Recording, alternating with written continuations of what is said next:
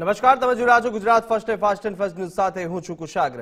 Fast and first news પર સમાચાર પર નજર કરતા પહેલા મહત્વના સમાચાર આવી રહ્યા છે આણંદથી કે જે આણંદમાં ધોરણ 12 ની પરીક્ષામાં કોપી કેસની ઘટના સામે આવી છે। સરદાર પટેલ વિદ્યા મંદિર સેન્ટરમાંથી ગેરરીતિ ઝડપાઈ હતી કે જ્યાં બારીમાંથી કોઈ વિદ્યાર્થીને જવાબ લખાવી રહ્યો હતો અને શિક્ષણ અધિકારીને જોઈને અજાણ્યો યુવક ફરાર થઈ ચૂક્યો છે। જ્યાં પરીક્ષા કેન્દ્ર પરના 50 વ્યક્તિઓને સસ્પેન્ડ કરવામાં આવ્યા છે અને મોટી કાર્યવાહી કરવામાં આવી કે જ્યાં આજના પેપરમાં નવા સ્ટાફ સાથે પરીક્ષા શરૂ કરવામાં આવી છે।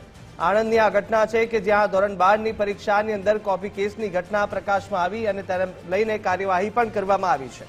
સરદાર પટેલ વિદ્યા મંદિર સેન્ટરની ખાતે ગેરરીતિ ઝડપાઈ હતી પરીક્ષા કેન્દ્રમાં કે જ્યાં બારીમાંથી કોઈ વિદ્યાર્થીને જવાબ લખાઈ રહ્યો હોવાનું સામે આવ્યું છે। કરમસદ ખાતે ગઈકાલે અમારા જિલ્લા શિક્ષણાધિકારી પરીક્ષાની આ કેન્દ્ર પર વિઝિટ ઉપર ગયા। 12મા ધોરણનું ભૂગોળનું પ્રશ્નપત્ર હતું અને કોઈ વ્યક્તિ બારીમાંથી કંઈ બોલીને કંઈક લખાવતા હોય એવું એમને જોયું છે। એટલે તરત જ શિક્ષણાધિકારીનો ફોન પણ મારા ઉપર આવ્યો કે સાહેબ આવું કંઈ જોયું છે અને મેં હું જઉં એ પહેલાં દોડતા એ વ્યક્તિ જે છે બહાર નીકળી ગયા છે। અમે એમને પૂરી સૂચનાઓ આપી કે ત્યાં સ્થળ સંચાલક કોણ છે, વર્ગખંડ નિરીક્ષક કોણ છે, એની પૂરતી તપાસ કરવામાં આવે અને તમે જુઓ કે એમાં ખરેખર હકીકત શું થઈ છે। તો એ બંનેની સાથે એમને બધી વાતો કરી, એમના નિવેદનો લીધા અને બધો બોર્ડ ખાતે રિપોર્ટ કર્યો છે। હવે જે ઘટના બની છે એના અનુસંધાને એ જે જવાબદારો હતા એમના મેં પરીક્ષાની સમગ્ર કાર્યવાહીમાંથી એમને સસ્પેન્ડ કર્યા છે। એની જગ્યાએ આખા બિલ્ડિંગમાં નવો સ્ટાફ આજથી કાર્યરત છે। બાળકો શાંતિથી પરીક્ષા આપી રહ્યા છે।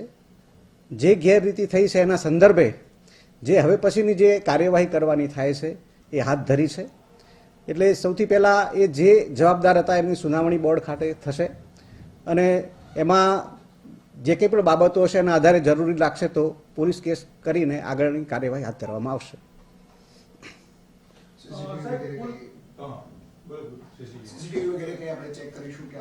બિલકુલ, સીસીટીવી મંગાવી લીધા છે। સીસીટીવી પણ આજે જ ચેક થશે અને એ જે જવાબદાર કર્મચારી અધિકારીઓ હતા એમને પણ આજે અહીંયા સુનાવણીમાં બોલાવી લીધેલા છે। એની સંપૂર્ણ કાર્યવાહી આજે ચાલુમાં છે। જે વિદ્યાર્થીઓ પરીક્ષા આપી રહ્યા હતા તેમને શું દંડાત્મક તેની સારી કાર્યવાહી કરવી? આપણે વિદ્યાર્થીઓમાં બહારથી કોઈ લખાવે છે એટલે વિદ્યાર્થી તમામ વિદ્યાર્થીઓ જવાબદાર છે એવું ના કહી શકાય। એમાં કોના સંદર્ભે આ લખાવાનું કાર્યવાહી થઈ છે એ વિદ્યાર્થી પોઈન્ટ આઉટ કરવા પડે।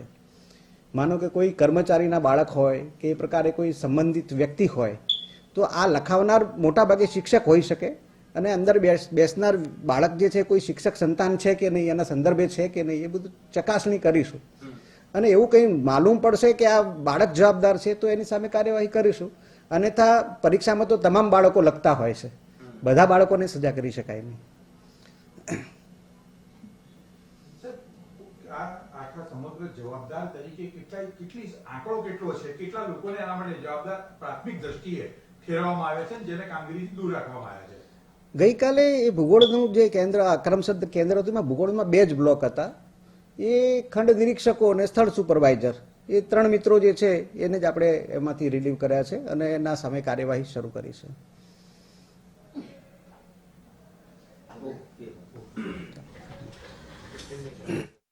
તો આ તરફ આણંદ ખાતેની આ ઘટના છે કે જ્યાં આણંદની અંદરથી ગેરરીતિ ઝડપાઈ છે। પરીક્ષામાં કોપી કેસની ઘટનાને લઈને કાર્યવાહી કરવામાં આવી કે જ્યાં શિક્ષણ અધિકારીને જોઈને જે યુવક ફરાર થઈ ગયો હતો ત્યારબાદ પરીક્ષા કેન્દ્ર પરના જે 50 વ્યક્તિઓ છે તેઓને સસ્પેન્ડ કરતા કાર્યવાહી હાથ ધરાઈ છે।